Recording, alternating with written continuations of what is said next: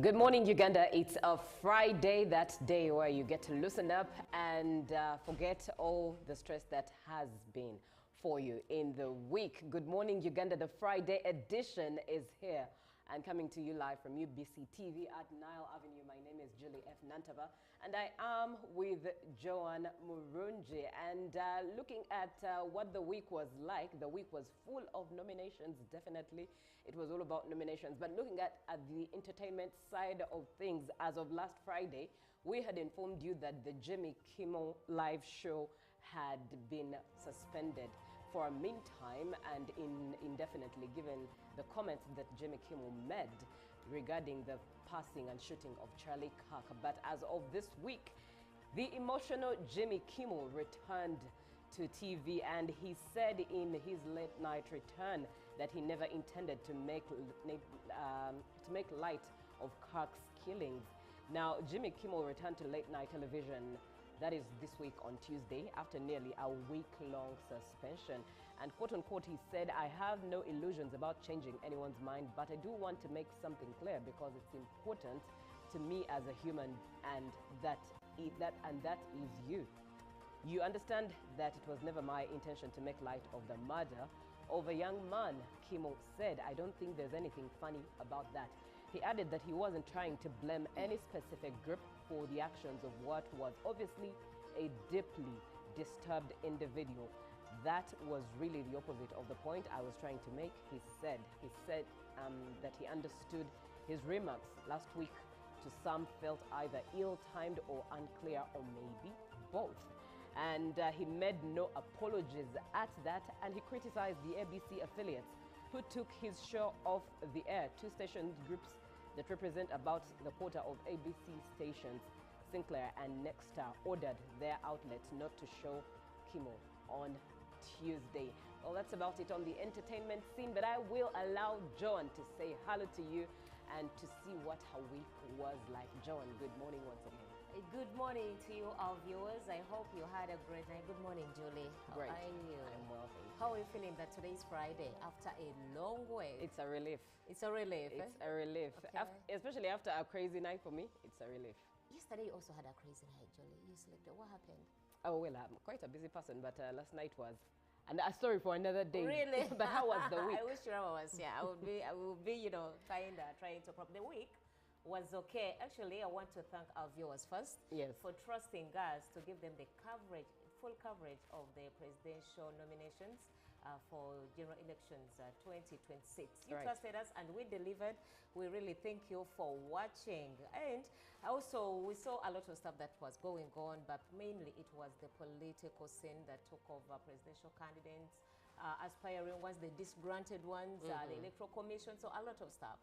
It was a really packed. Though something that really captured my mind was the promotion of coffee, as Uganda is going to headline the World Specialty Coffee Conference and Exhibition in Japan. Right. So to you, the coffee farmers, be prepared. You can contact the Ministry of Agriculture. They will let you know, because Uganda is the headline is going to be Uganda. So most of the products of coffee are going to come from the Pearl of Africa. Love it. Yeah. That's beautiful indeed. Thank you very much, Joan. Okay. Now you can be a part of the show. 0709602592. Start sending in whatever interaction that is on your mind, because it's a Friday, but it also doesn't mean that we stop inspiring you as UBC and Good Morning Uganda. So let's start off with what is transpiring on the local scene, and we're starting off with the President Yoweri Kaguta Museveni, who revealed that part of the 2021 National Unity Platform supporters who were arrested were misguided by Robert Kyagulanyi Ssentamu with the target of antagonizing his swearing-in ceremony. He was speaking to the Nupe converts and taxi operators who gathered at Kololo Ceremonial Grounds in Kampala. Members of the informal sector, under the umbrella of United Informal Sector Forum, on Thursday, 25th September, met the President of Uganda, Yoweri Kaguta Museveni, at Kololo Ceremonial Grounds in Kampala. However, the event was dominated by the unveiling of National Unity Platform members who joined NRM. These, who were mainly leaders, were drawn from the districts of Luweero, Kampala, Sembabule, Masaka, Kalangala, and Wakiso. The most touching point of the event was when the former NUP prisoners took up the podium, and in their speech was the history, which dates back in 2021 when the president pardoned them. Upon release, the NUP members were taken to Chankwanzi for rehabilitation, and this gesture has been appreciated. As others join hands and walk together under Bali Group, the president has embraced all these initiatives. The team also asked the president to pardon remaining NUP prisoners. For the taxi operators, and they did endorse Museveni as their candidate in the coming elections. Well, now moving on, the Common Man's Party CMP president Haji Mubarak Munyagwa appealed to the government for the immediate release of political prisoner Dr. Kizza Besigye, whom he described as a key figure in Uganda's political journey. Munyagwa made the remarks during a press conference held a day after his nomination to contest in 2026 presidential elections. It's been barely 3 months since the formation of the Common Man's Party, a party that began with praise, hope, and jubilations. At Jacaranda Gardens in Mengo, celebrations broke out as party president Haji Mubarak Munyagwa made a grand entrance just a day after his official nomination, signaling the start of his presidential journey. The CMP, which evolved from what was initially the Economic Party, is now fully registered and eligible to contest in the 2026 elections. From collecting signatures to securing nominations, Munyagwa expressed gratitude to supporters who stood by him throughout the process. Supporters, unfazed by the scorching sun, say they are committed to fighting for justice and inclusivity. Speaking at the event, CMP Secretary General Moses Bijirwa emphasized that their party's focus will be on addressing Uganda's pressing issues, including revamping and fighting for justice for the single mothers. Munyagwa used the platform to call on the government to expedite the release of all political prisoners, particularly Dr. Kizza Besigye, whom he says sacrificed much for the country and deserves justice. I think it will be hard to tell between NUP and the Common Man's Party. They seem to share colors. The red, but for Honorable Munyagwa's party, it's red and white. And for NUP, it's specifically red.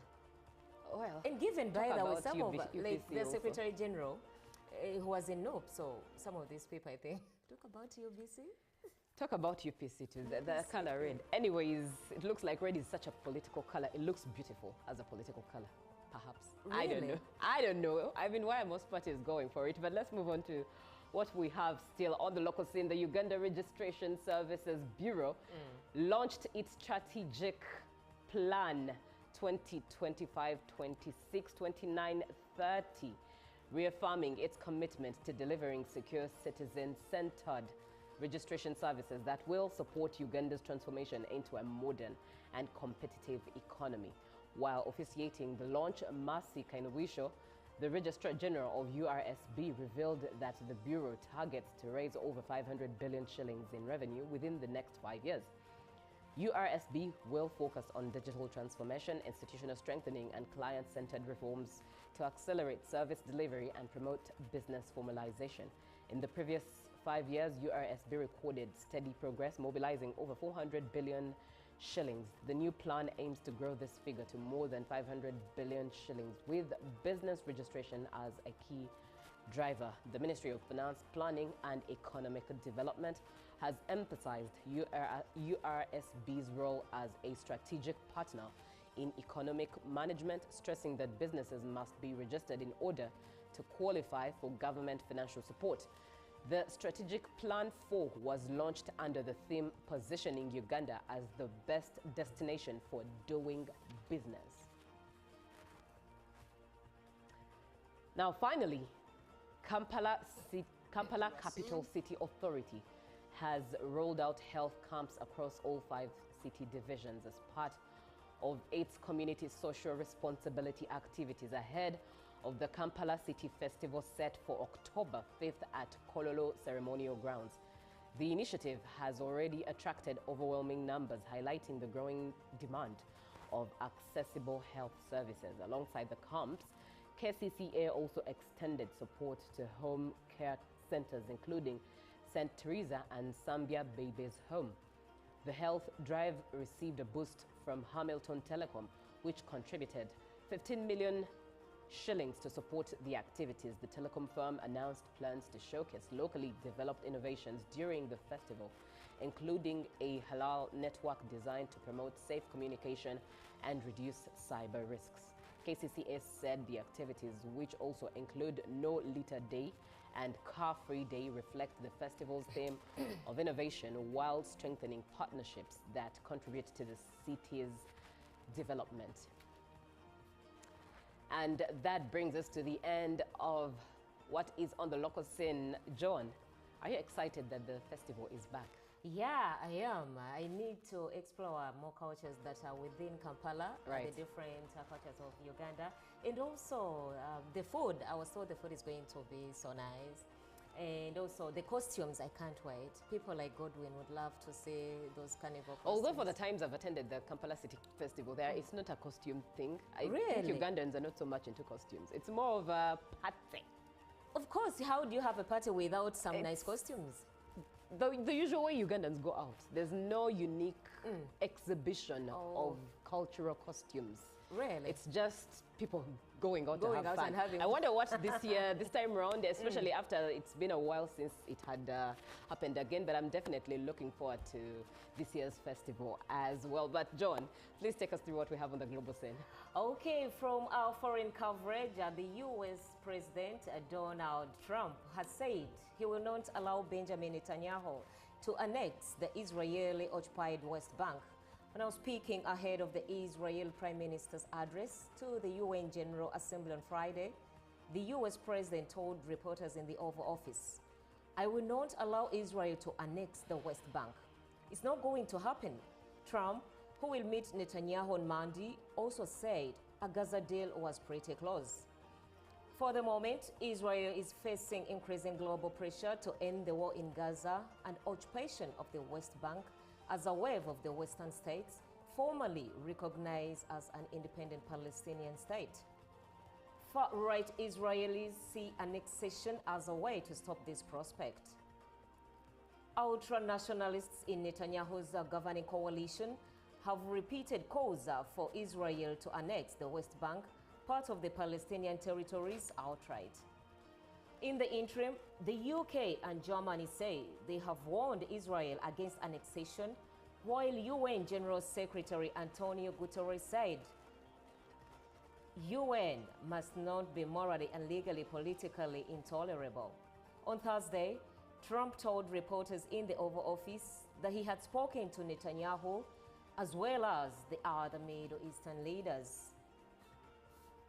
Still about the Commander-in-Chief of the United States of America, Donald Trump, he has said Israel cannot annex the occupied West Bank, a statement that puts him firmly at odds with Israeli Prime Minister Benjamin Netanyahu and members of his ultra-nationalist government who have been pressing for annexation of the Palestinian territory.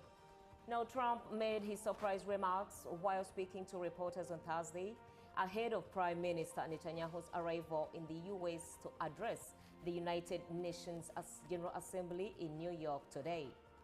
Asked whether he had discussed his plans to block any Israeli annexation attempts with Netanyahu, Trump was non-committal. "Yeah, I'm not going to allow it. Whether I spoke to him or not, I'm not allowing Israel to annex the West Bank. There has been enough. It's time to stop now, okay?" the U.S. president said. Trump did not offer details of what actions he would take to prevent the possible annexation of the occupied West Bank, and analysts questioned whether the notoriously capricious U.S. leader would change his mind. And moving on to France, former French President Nicolas Sarkozy was found guilty of criminal conspiracy at a Paris court on Thursday. Footage shows Sarkozy arriving with his wife Carla Bruni and being escorted into a room by police. A journalist is heard asking, is this trial an outrage or a big day for the fight against corruption? The former president is accused of receiving millions of euros in illegal financing for his successful 2007 presidential campaign from the late Libyan leader Muammar Gaddafi. Sarkozy has repeatedly denied any wrongdoing, and the 70-year-old was reportedly acquitted of other charges, including passive corruption and illegal campaign financing. For a moment, his sentence will be announced later in the hearing, and prosecutors have requested a 7-year prison sentence for the former leader in office from 2007 to 2012. Sarkozy was already convicted in 2 separate cases and stripped of his Legion of Honor, France's highest distinction. Now that is what we got from the Global Affairs. Right, thank you, Joan. Now let's have a look at what we have in the dailies today, and we're starting off with the New Vision. The New Vision here in Uganda has a headline there: government to recruit 50,000 teachers. Wow, interesting. I wonder what that communicates. But that is the headline in the New Vision, and our president promises special fund for local leaders.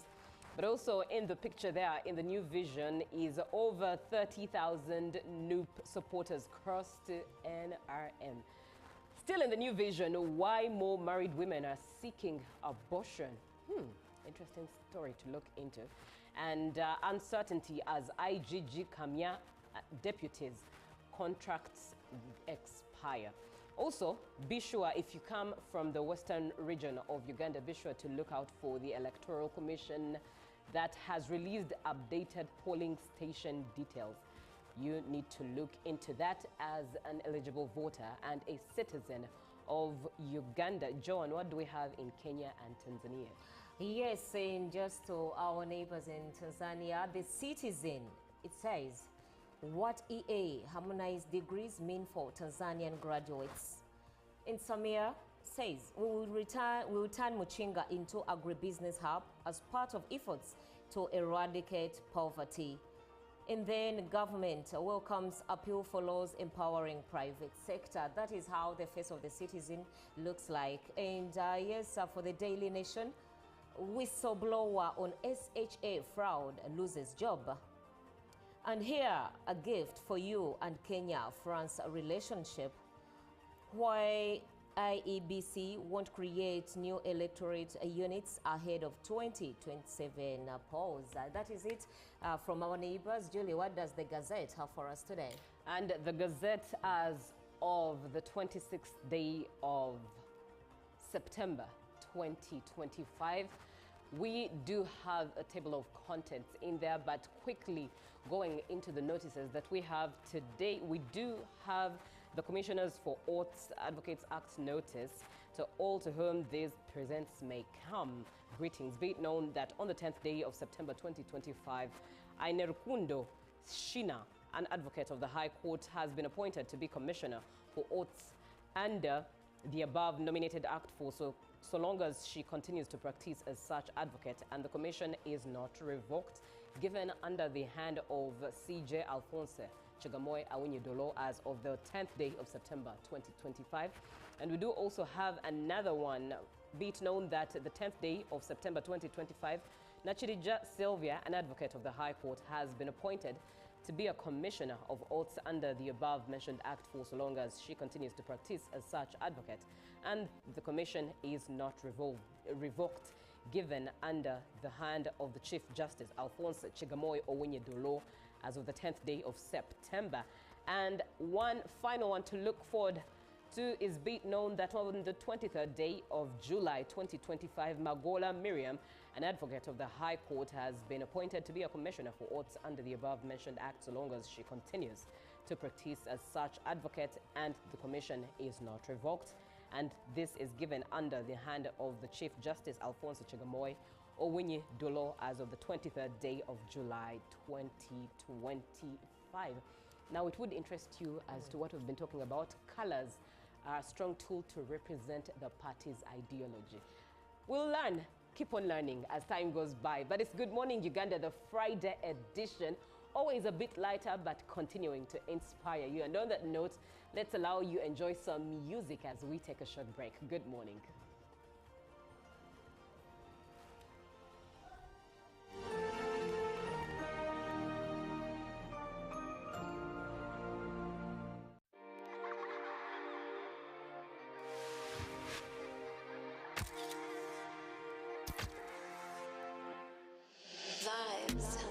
But you knew that.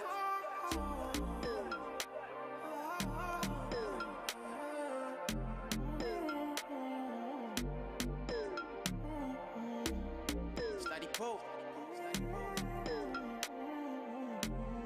Let's go. I like the way I'm feeling now.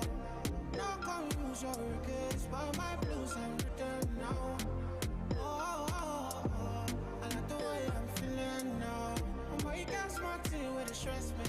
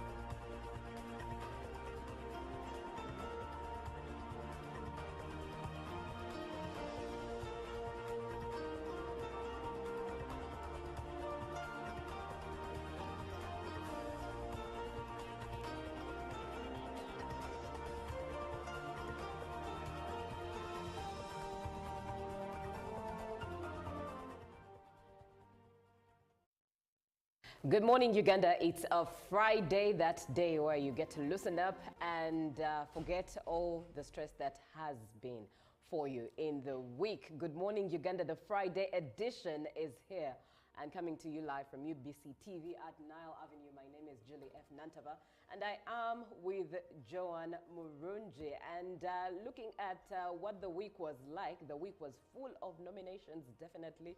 It was all about nominations. But looking at the entertainment side of things, as of last Friday, we had informed you that the Jimmy Kimmel live show had been suspended for a meantime and indefinitely, given the comments that Jimmy Kimmel made regarding the passing and shooting of Charlie Kirk. But as of this week, the emotional Jimmy Kimmel returned to TV, and he said in his late night return that he never intended to make light of Kirk's killings.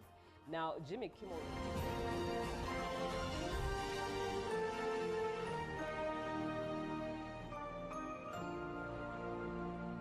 Pick of the day on UBC. One-on-one with Michael Jordan Lukomwa. A weekly face-to-face conversation focusing on accountability, inspiration, information, and sensitization of the public from the various sources, such as inspirational profiles. Having a disability is not inability. Every Friday, 9 p.m., it's one-on-one with Michael Jordan Lukomwa. Don't you see anywhere that you would give a credit in the fight against COVID? My role as the owner of the country is not to, be preoccupied by giving credit to my servant. We have said that if we are to talk to General Museveni, there must be certain conditions in place. Is it true that you paid 5 million shillings to MPs that voted for? Was brought to you by. I'll call you every day, yeah, yo, baby, don't know. You can now get all the Chibuzi out with MTN voice bundles. Call all networks Kubei Dondoro. Buy a 25-minute voice bundle for only 1,000 or buy any daily voice bundle of your choice. Dial *100*21# and select daily or use the My MTN app. When we talk together, we are unstoppable.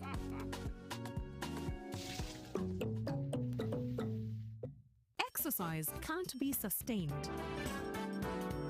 Eating can't be stopped. It's even harder to lose weight. Come and give it a try. Genshikang L-carnitine chromium capsules. Plant extract, scientific ratio. Take 3 capsules each time. The active ingredient accelerates fat burning.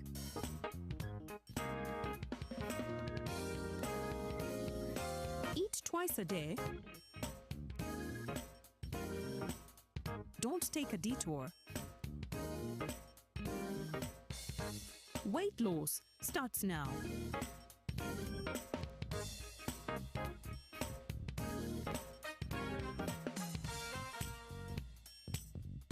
Genshikang L-carnitine with chromium capsules helps you stay in shape. Please follow medical advice when taking this product. For more information, visit our website www.hgo.com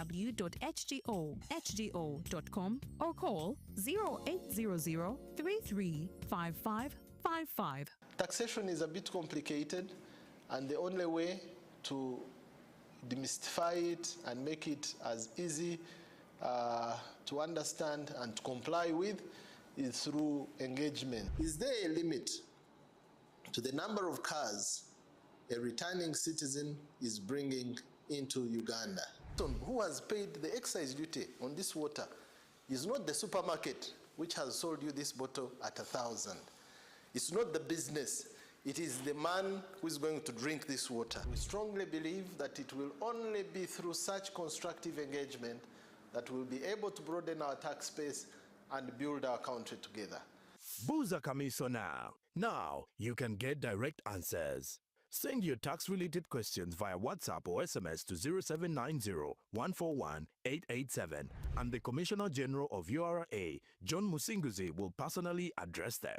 Tune in to UBC News Tonight every Monday and Wednesday for expert insights and clear explanations. Buza Commissioner. Juko. Yo. Check the shopping, man. What's your secret? Haven't you heard of the Parish Development Model, PDM? Yes, I did, but I thought it was just a talk. No, Sebatia. It is real. I and a few friends together formed a circle, accessed money from the PDM, invested in a poultry project, and now things are moving. Juko. I thought I was one of your friends. You are. But you left me behind. I didn't leave you in poverty. What you do, just visit your LC2 chairperson and your parish chief and start the process of economic transformation. Just like that. The Parish Development Model is an initiative from the government of Uganda through the Ministry of Local Government designed to transform all lives of Ugandans for the better. PDM, my parish, my development, my life.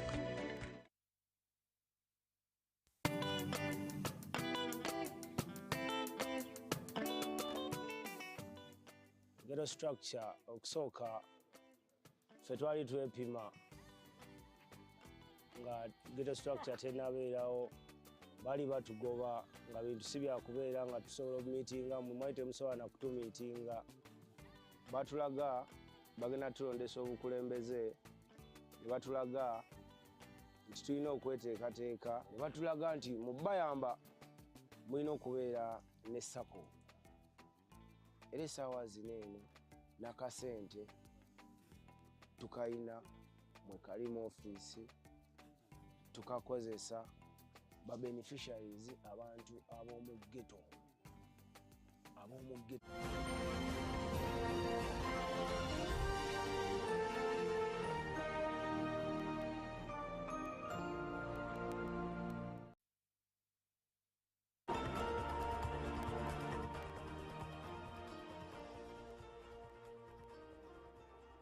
Good morning, Uganda, on this Friday, a beautiful one, and the 26th day of September 2025. We want to lighten you up, but want to also keep inspiring you even as you go into the weekend. My name is Julie F. Nentaba. Be on the show 0709602592 and be a part of the conversations that we are having. At this time in particular, we are looking at the National Civil Society Organization Convention 2025. And to do that with me is Moses Mulindwa, who is the Senior Program Associate at the Uganda National NGO Forum. We are looking at the future of civil society in Uganda, the law, the money, the politics. 0709602592. Good morning, Moses. Good morning to you, Judy. How are you? I'm good. Right. Thank you for making time to come join us here on Good Morning Uganda. It's my pleasure. Right. Let's start off with what civil society organizations are to a layman. Yes. First of all, it's a great pleasure to be here at our national television. It's been a while since I had been here. Yeah. The last time I came to the UBC compound was when we were mourning Mzee Bale Francis. That's been a while. That's been a while. It's been many years. It has. Since that time. Right. But all the same, we thank God that we have yet another day. Right. And it's really good that to have us in your studios. To respond directly to your question on what civil society organizations are. Civil society organizations are non-state actors that are recognized right within our laws, because the law, even here with me, I have a copy of the NGO policy, allows citizens a right to engage in rightful, peaceful activities for them to be able to influence policies of government. And for this, the law specifically allows that this can be done through civil society organizations. Right. So these are precisely non-state actors that come together to pursue interests of that seek to bring about a common good in society. Individuals from all levels, community level, I'm sure you have heard about community-based organizations. I am sure you have heard about non-government organizations at different levels. They operate right from the grassroots. And they are precisely the people that come together to try and push forward interests that are pertinent to them.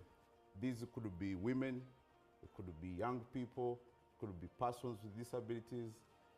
The list is long. Right. And civil society more broadly, usually when people define civil society, they limit it to the non-government organizations, NGOs.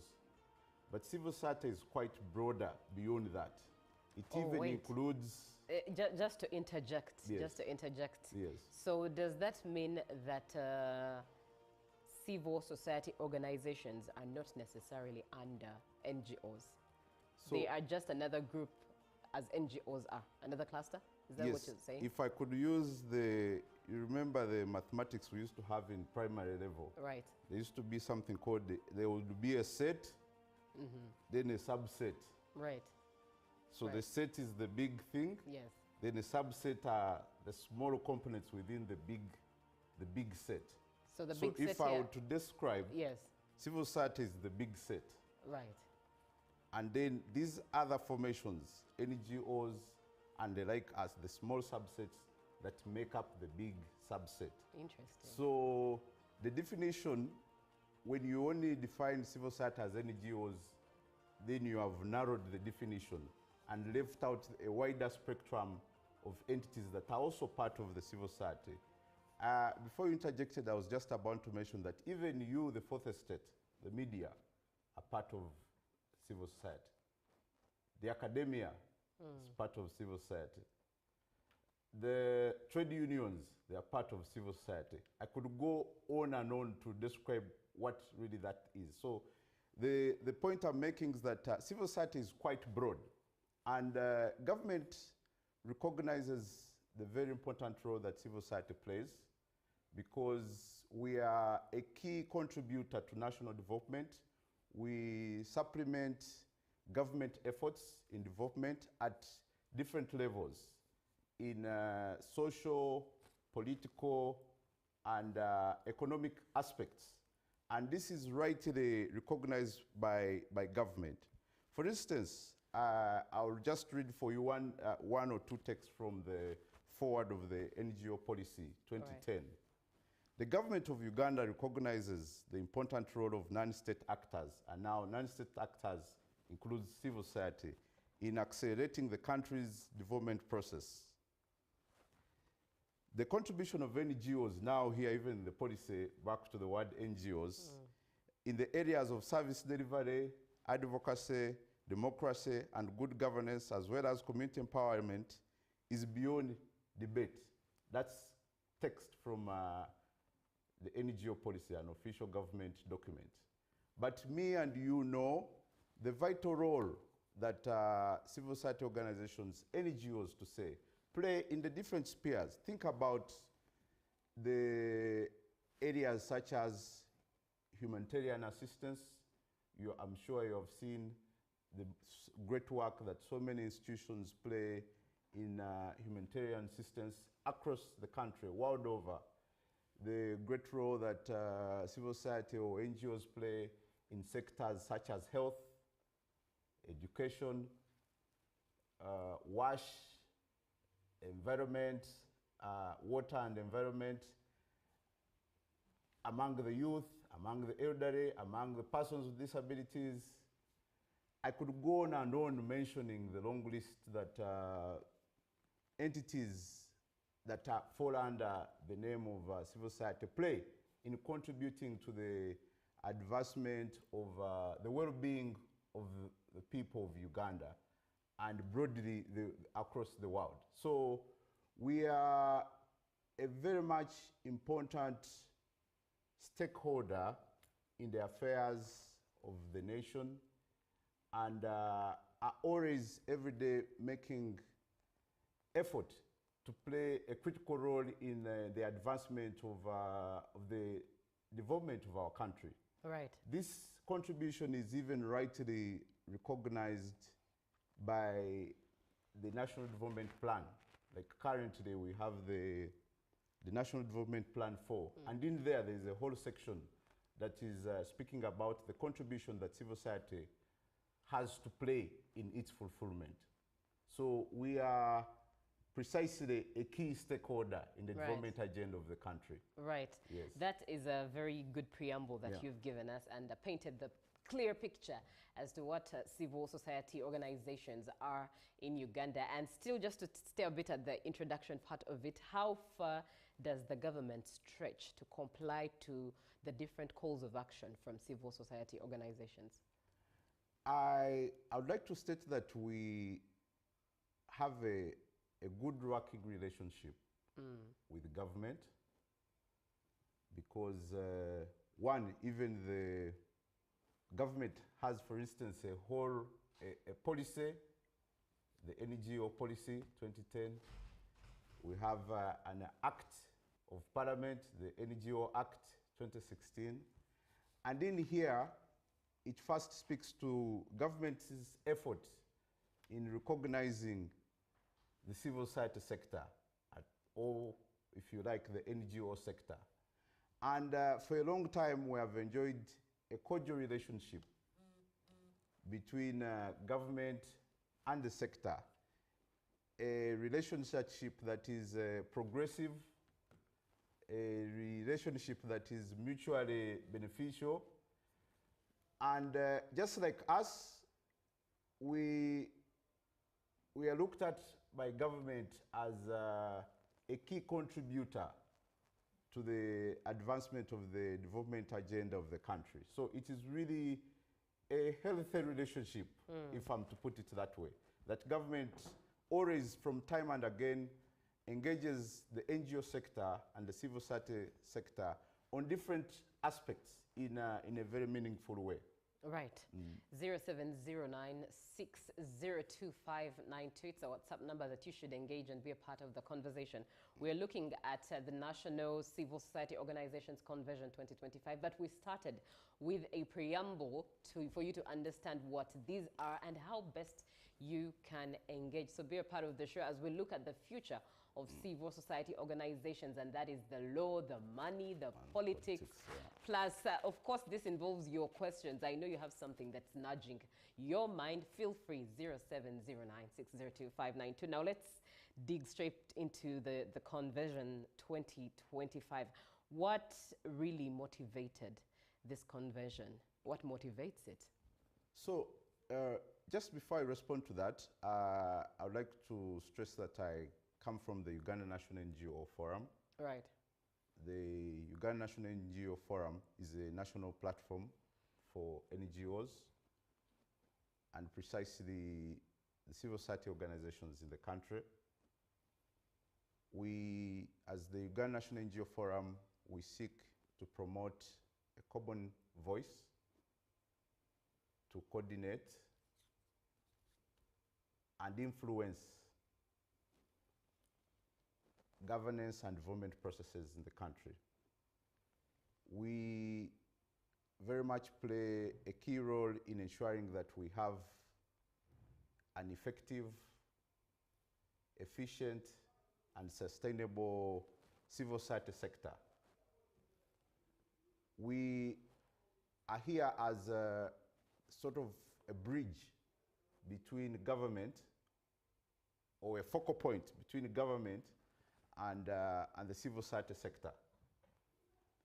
In our effort to influence development processes in the country, we very much try to champion the common man's voice, the grassroots. In this effort, we seek to see that development processes or government policies have a strong grounding of the common man and take in interests of issues that are pertinent to them. So I felt I could mention that. Right. But to your question, why the National Civil Society Convention 2025? We put 2025 also to communicate that it's not the first time that we are having this kind of convention. We have had other conventions before. In fact, in the past, we used to have some, you yourself or our viewers could recall, we used to have something called the CSO Fair, Civil Society Fair. You see the way we have at UMA, the Uganda Manufacturers Association Trade Show Fair. Even us, we used to have something called the CSO Fair. Right. And just like you see in Rugogo that manufacturers, and they're about to have one next month, come and exhibit what they have, they speak about the innovation and everything involved in there. So we try to mirror that, in that the Civil Society Convention is a convening of civil society actors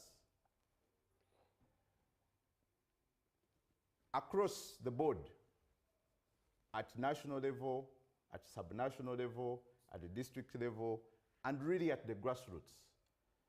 It is our time to come together as civil society actors to pause, reflect about the affairs of the sector, and discuss issues of common interest, and chart a way forward on how to continue advancing the interests and the well-being of the sector. In this effort, we are seeking to ensure that the sector is alive, that the sector is healthy, the sector is resilient, and that the sector is sustainable. Just like any formation, there will be challenges here and there. And if you are to progress, it is important to pause and reflect. We do a lot of work. Civil society organizations across the country, right. NGOs across the country. I'm sure our viewers out there when I speak of the word NGO, they already imagine these organizations that they have in their sub-counties, in their towns, in their municipalities, in their districts, that are doing quite a very important role. So this convening is now for us to reflect. And in the convening, we're not just meeting as civil society organizations alone, but we are convening together with several key stakeholders and actors. A case in point, the National CSO Convention 2025 is being convened in partnership with the NGO Bureau, your neighbors. Their office is just, I think, a minute away from here, which is a semi-autonomous body under the Ministry of Internal Affairs, our line ministry, that registers, supervises, and monitors and regulates the NGO sector. We are convening this event as well with several development partners, but particularly the GIZ. And at the convening, we have invited several actors. We have invited members from the academia. We have invited the media. We have invited the private sector. We have invited different government ministries, departments, and parastatals. Several ministries, as you may know, the work of NGOs cuts across different ministries. There are NGOs that are doing great work that, for instance, falls under the docket of the Ministry of Health. There are NGOs that are doing great work that, for instance, humanitarian assistance falls under the Office of the Prime Minister. There are NGOs or civil society organizations that are doing efforts that fall under the Ministry of Education, those that fall under the Ministry of Water and Environment. The list is quite long. So what we have done is that all these actors that have a thing related to the civil society sector are convening and coming together in this National CSO Convention. With all this buffet of individuals that I mentioned, you see that the convention is such a great platform, an inclusive platform for dialogue. Because imagine in one room, we're going to have the Minister of Internal Affairs. We're expecting the minister, because he's also our line minister, that regulates the sector, to be in the room. We're expecting, we have confirmations and participation of many development partners, especially the embassies that are here with the offices here in Kampala, more so those that provide development assistance to the country.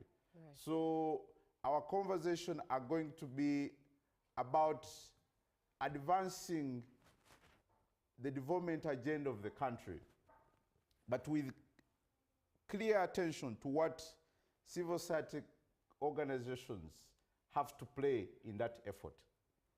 So this convention, by the way, we hadn't mentioned the date, is happening. Of course, we were getting to that, but yes, please. Yes, the National Civil Society Convention is happening next week. It's going to be a 2-day event. It will start on Tuesday, 30th September, and end on 1st October 2025.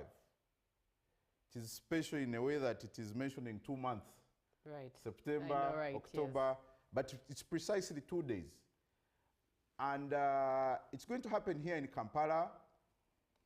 It is an invite-only event, so I will, for instance, not mention where, because UBC has quite a big viewership. We might have the whole of Uganda coming to the venue. Right. However, we have an online option, which is actually a very important aspect to mention to our viewers this morning.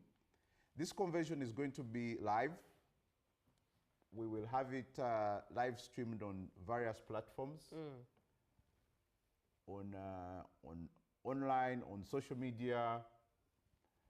It will be widely reported through the press, and we invite members of the public, development partners, policymakers, members of parliament, different actors precisely across the board that have a thing or have interest in the advancement of the and development of our country to pay attention to the conversations that are going to take place at the convention. Right.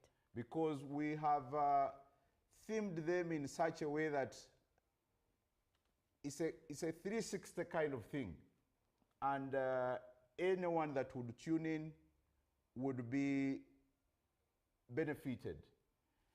And key to point out, Judy, is that we are not only meeting to just discuss amongst ourselves, but we are also putting ourselves there for scrutiny. We may not be angels, and we are inviting all development partners, all stakeholders to come and reflect with us.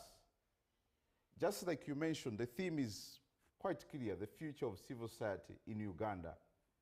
We are inviting everyone to come and think with us about the future of civil society in Uganda. In this, we will discuss how the state of affairs are, our regulation, our financing, the effect of the digital transformation, and the like. And so we want to have as many ideas as possible from everyone on how we can advance the civil society sector in the country. Because for any thriving democracy like our country, Uganda, we need to have a thriving sector, civil society sector, because civil society plays, like we mentioned in the preamble, plays a key complementary role to government. So I've responded to so many things to just through your question that you asked. Indeed, you have. And I believe you've actually answered Agaba, who came through and said, good morning, Tim. Thanks for bringing this timely topic. I missed the CSO fair. It was a great civic space. How can I join the conversation? Thanks. This is Agaba. Agaba, hopefully you've been answered. There will be a live streaming opportunity for the general public, as the actual event in person is by invitation. So look forward to the online feed that will be live. Are there, what are they called? Social media platforms, online platforms to which they can follow to have a link to the live feed? Yeah, first of all, thank you to Agaba. It's glad to hear that people out there are missing or thinking about the civil society fair. Right. Just to assure Mr. Agaba, the National CSO Convention that we're having next week, like I mentioned earlier, mirrors the CSO conventions that we used to have, rather the CSO fairs that we used to have. It's just that those were quite big, but now because of the realities of the day, we have tried to be adaptive. But the civil society convention will be live, like I mentioned, and individuals like Agaba that are of interest can follow through our platform, the NGO Forum, the Uganda National NGO Forum. Our platform is accessible on X, what used to be formerly Twitter. Yes. So, and our handle is at NGO Forum. We, on X and other platforms, we have a hashtag which you can follow to see the events. A lot of information has already been put out there, even as we speak, under the hashtag CSO Convention UG 2025. So hashtag CSO Convention UG 2025. Here you'll see the different posts, updates, quotes, who is speaking, who is attending, and precisely what's happening. Right. But like I mentioned, it's not only limited to social media. If you look out in the news, you will see a lot of media reports around the convention, because we're going to climax the convention with a press conference where leaders of the civil society sector will address members of the press about what would have been discussed and the resolutions that would have emerged from the convention. So we invite members of the public, those that are, I'm sure even those that are viewing us this morning, many of you have been invited. So I know that there are many watching that have a physical invitation to participate in person. But if you don't have an invitation for the physical event, the online space is limitless. We will be live all the way. The event will start at around 7 a.m. in the morning and run all the way to 5. And throughout this time, it will be live on the different platforms. Right. Amazing. And now I will ask you this year's theme, and that is the future of civil society organizations. Yeah. What informed it for the year 2025 in particular? It is, this convention is happening at a very critical time. Right. There are so many events surrounding the time that we are in. Especially in the political arena. In the political arena, for instance, specifically, we just had the nominations of the presidential candidates. Earlier, we had the nominations of candidates for the local government. Very soon, we're going to have the members of parliament nominated. Just next week, a day before the convention, the presidential campaigns will begin officially on Monday, the 29th. This year, another instance is that this year we are celebrating 30 years of our constitution. You know, the 1995 constitution. Yes.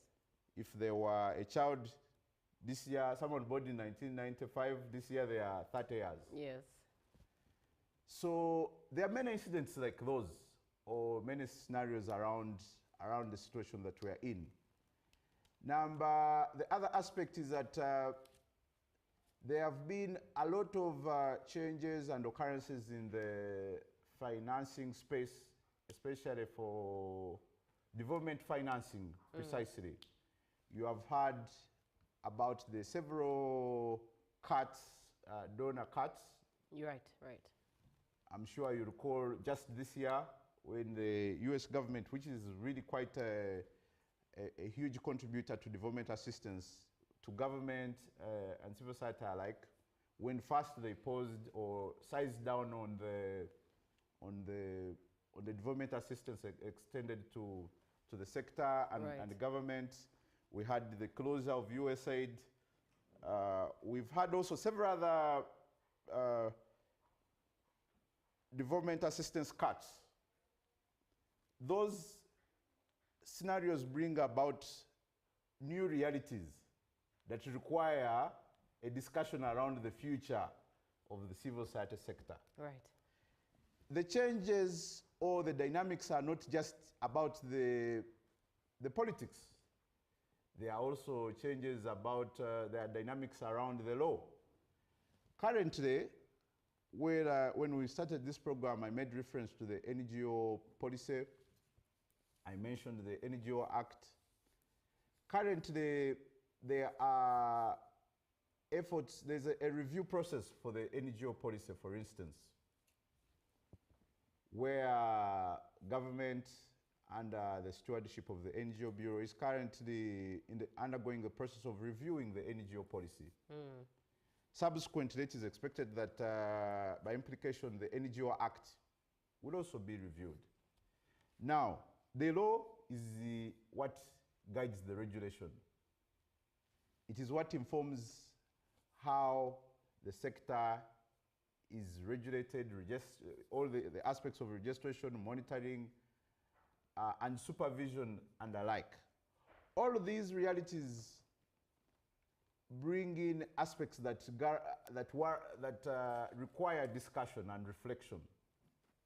Because just last year, I'm sure you recall that government under its rationalization effort, for instance, reassigned earlier the NGO Bureau has always been, our regulator has always been a semi-autonomous body, but now it was under the NGO Amendment Act 2024, the NGO Bureau was sent back to the ministry, to the ministry as a department in the Ministry of Internal Affairs. Now that and the earlier scenarios have painted. Right. Give you a picture of why we have come up with this year's theme, the future of civil society, the Uganda civil society. Right. To say that all the events that have occurred over time have begged for questions. An impact and require reflection.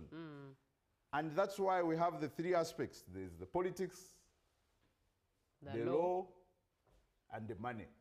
Right. The money, we have to think and discuss how the sector will be sustained. Now that development financing is on a decline, how do we continue advancing the good work of the sector? That is going to be part of the discussions that we'll have. So actors in the room, we have actually a whole dedicated session to the financial sustainability of the sector. Right. Where we have very experienced individuals that will be discussing this topic. We have individuals like Miss Jackie Asimwe from Civil Source Africa, who are doing quite a lot in advancing local philanthropy, where we're saying, now that development assistance is on the decline, can we look at alternative ways of financing the sector? Can we look into local fundraising? Can we look into local resource mobilization? Where, you know, we've struggled with this mentality that assistance has to be foreign.